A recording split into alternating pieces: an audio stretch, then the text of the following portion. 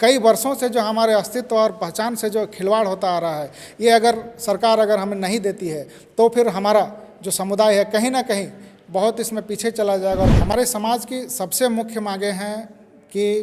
कुड़मी जनजाति को अनुसूचित जनजाति का सूची में शामिल करें। सभी विश्वविद्यालयों में कुड़माली के जगह में कुरमाली नाम से पढ़ाई होती आ रही है, तो उस शब्द नाम को संशोधित कराना हमारा अभी पहला काम है। और उसके बाद हम लोग कुड़माली भाषा का भारत की जनगणना के भाषा सूची में भाषा कोड लागू कराना। आदिवासी कुड़मी समाज के अध्यक्ष हमारे साथ प्रसन्नजीत जी हैं, इनसे बातचीत करेंगे कि अभी इन्होंने प्रेस कॉन्फ्रेंस कर 21 फरवरी को होने वाली जो जंतर मंतर दिल्ली में जो धरना है उसको लेकर काफ़ी अहम जानकारियां दी हैं। सर, सबसे पहले ये बताइए कि 21 फरवरी को दिल्ली में क्या कार्यक्रम है आप लोगों का?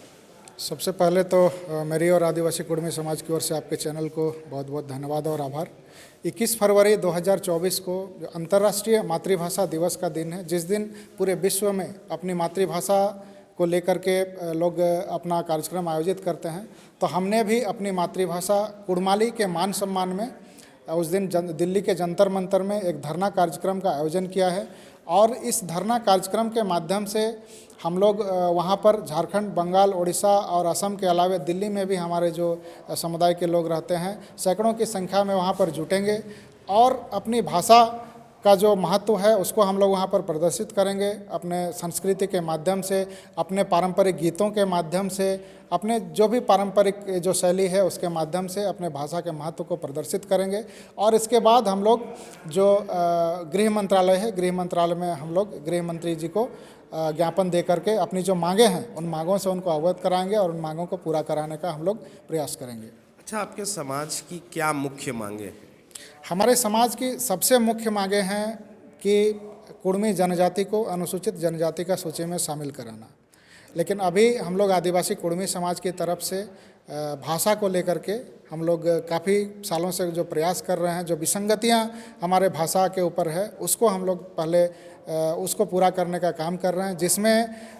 हम लोग चूँकि कुड़मी जनजाति हैं, लेकिन भू अभिलेखों में जो बाहर के जो पर्यवेक्षक हैं उन्होंने कई तरह से हमारे नामों को लिख दिया है, जिसमें लगभग 8-10 तरीके से हमारे नाम को लिखा गया है। जैसे कमे हरसु रम अमे दीर्घी, कमे हरसु रम अमे हर्षी, कमे हरसु ममे दीर्घी रेप हर्षी दीर्घी, इस तरह करके कमे हरसु उड़ा ममे दीर्घी Harshi.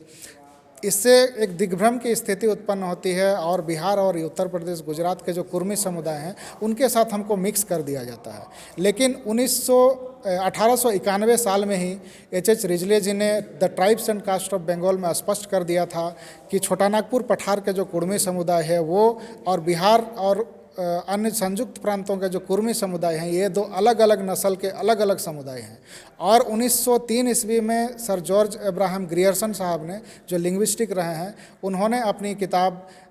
Linguistic survey of India में ये स्पष्ट कर दिया कि हमारे जो समुदाय के नाम का जो उच्चारण है वो हार्ड आर यानी कि अड़ा के रूप में होता है और उनका जो उच्चारण होता है वो सॉफ्ट आर यानी र के रूप में होता है। तो उनका उच्चारण का होता है कुर्मी, हमारा उच्चारण होता है कुड़मी।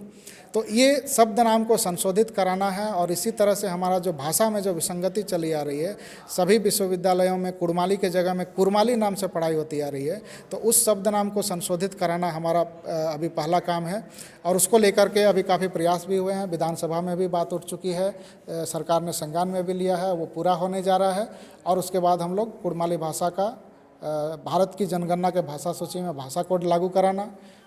संविधान की 8वीं अनुसूची में इसको शामिल कराना, ये हमारा अभी सबसे बड़ा मुद्दा है। अच्छा, ये जो जंतर मंतर में आप लोग 21 फरवरी को जाने वाले हैं, आपके समाज के लोग वहाँ आने वाले हैं, कितनी संख्या में लोग वहाँ जुटने की उम्मीद है आप लोगों की? देखिए, संख्या तो हम लोग कोशिश कर रहे हैं कि हज़ारों की संख्या में हम लोग जुटें, लेकिन अभी हम लोग कोशिश कर रहे हैं, अभी तक हम लोगों का जो तय हुआ है, अभी कम से कम 400 से 500 लोग हम लोग अभी जुटने का वहाँ पर अभी तक तय हो चुका है। इसके बाद और कितनी हम लोग इसमें संख्या बढ़ सकता है वो हम लोग अभी देखेंगे। अच्छा, विधानसभा में भी इस बात का जिक्र लंबोदर महतो ने उठाया, अन्य विधायकों ने भी उठाया। इसके बाद आप लोग राज्यपाल से भी मिले, राज्यपाल से क्या बातचीत हुई इस मामले में? महामहिम राज्यपाल जी से हम लोग 7 दिसंबर 2023 को हम लोग मिले थे और उस मुलाकात के दौरान में हमने अपने 5 सूत्री मांगों को उनके पास रखा और काफ़ी गहनता से उन्होंने उन सारे 5 विषयों पर, एक एक विषय पर उन्होंने बहुत गहनता से हमारे साथ विचार विमर्श किया और सभी को उन्होंने नोट भी किया और उन्होंने हमें ये आश्वासन दिया है कि हमारी मांगों को वो जल्द से जल्द इसमें सकारात्मक विचार करेंगे, सकारात्मक कार्रवाई करेंगे। अच्छा प्रसन्नजीत जी, हम ये जानना चाह रहे थे कि आप लोग बहुत लंबी लड़ाई लड़ रहे हैं अपनी मांगों को लेकर के, अगर सरकार की तरफ से कोई पॉजिटिव पहल नहीं होती है इन मांगों को लेकर के या सुनवाई नहीं होती है, तब आपके समाज की रूपरेखा क्या रहेगी आगे? देखिए, अभी तो महामहिम राज्यपाल जी ने भी हमें आश्वासन दे दिया है और राज्य सरकार से भी काफ़ी सारी आश्वासन मिला है, लेकिन अगर हमारी मांग अगर पूरी नहीं होती है तो बहुत जल्द इस पर हमारा समाज एक बहुत बड़ा व्यापक आंदोलन का इसमें रूपरेखा तैयार करेगा और व्यापक आंदोलन इसमें हम लोग करेंगे, जिसमें राज्य सरकार से लेकर के केंद्र सरकार तक हम लोग